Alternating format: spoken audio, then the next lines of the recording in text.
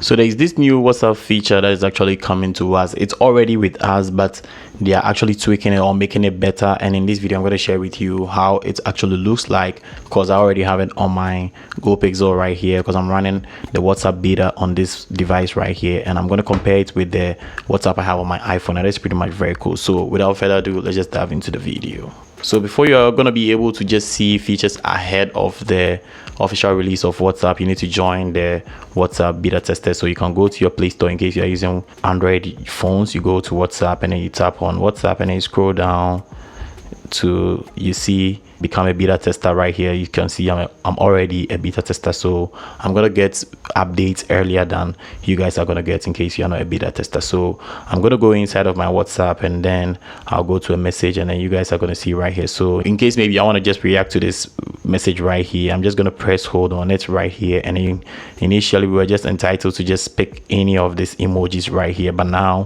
WhatsApp is actually bringing a new update which is going to permit us to add any emoji before like we want. So in case I want to just react with this emoji right here, I can just tap on it and you're going to see it right here. But when I press hold, you're going to see I don't have the option to do it right here. I can just tap on it to just take it off again, and then tap on it again to just add a different one. Let's say I add this right here, I can just tap on it to just take it off, and that's pretty much very cool. When I go to my iPhone, which is running the latest but the normal, not the beta version of WhatsApp, you can see right here when I press hold, you can see I don't have the option to add anything right here. You can see I don't have a plus sign right here, so that means there's not a beta version.